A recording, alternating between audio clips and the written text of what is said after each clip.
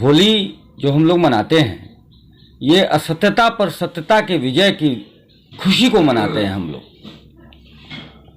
भक्त प्रहलाद भगवान विष्णु के पुजारी रहे और हिरण्यकशिपु जो हैं अपने आप को भगवान समझने लगे थे।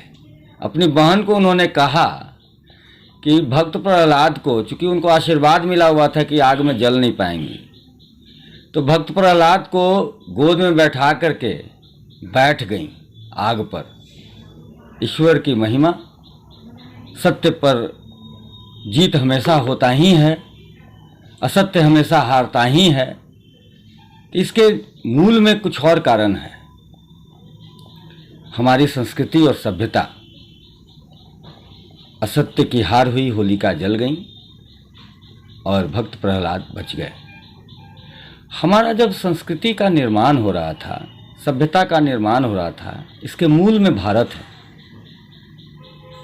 हमारे ऋषि मुनि जो एक्चुअली वैज्ञानिक जो हुआ करते थे पुरातन काल में, उन्हें ऋषि मुनि कहा जाता था। उन लोगों ने बहुत कुछ सामाजिक व्यवस्था को ठीक करने के लिए बहुत कुछ बनाया। गणित बनाया, अर्थव्यवस्था बनाई, संस्कृति बनाई, सभ्यता बनाई। उसी में से एक असत्यता पर सत्य की विजय का द्योतक है होली। उसको हम लोग मनाते हैं।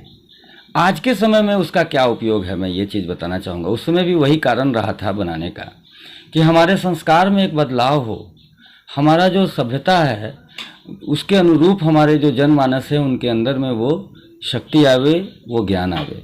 अभी क्या है कि हम लोग होली के समय में मिलते हैं, जुलते हैं, एक दूसरे से बातें करते हैं और एक दूसरे को अबीर और गुलाल लगाते हैं। हम अपने बच्चों के साथ भी मिलते जुलते हैं। उसमें जब अबीर और गुलाल लगाने की जो प्रथा हम लोगों ने देखी है, और इसकी शिक्षा देने की भी ज़रूरत है अगर जिन्हें यह ज्ञान नहीं है, कि अपने से बड़ों को पैर पर अबीर दे करके नमन किया जाता है, आशीर्वाद लिया जाता है।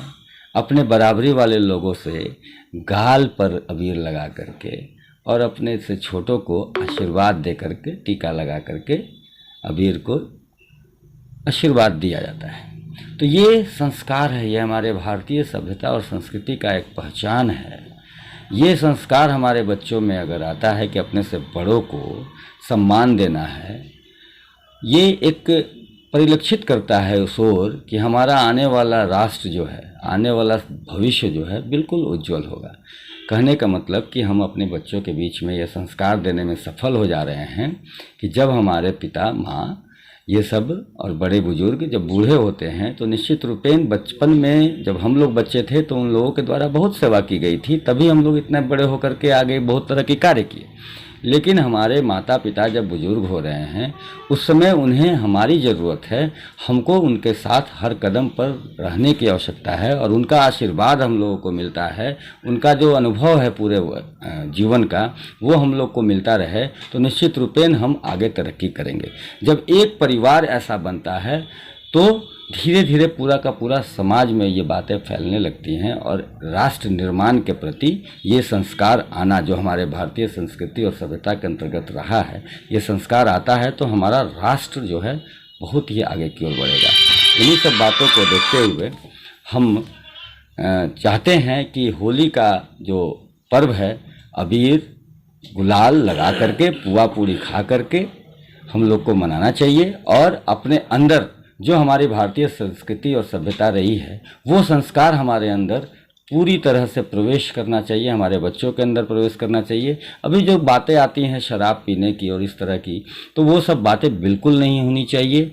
होली का मतलब रंग गुलाल अबीर खेलो, पुआ पूड़ी खाओ, ठंडाई पियो और किसी भी तरह की कुरीति से बचना चाहिए।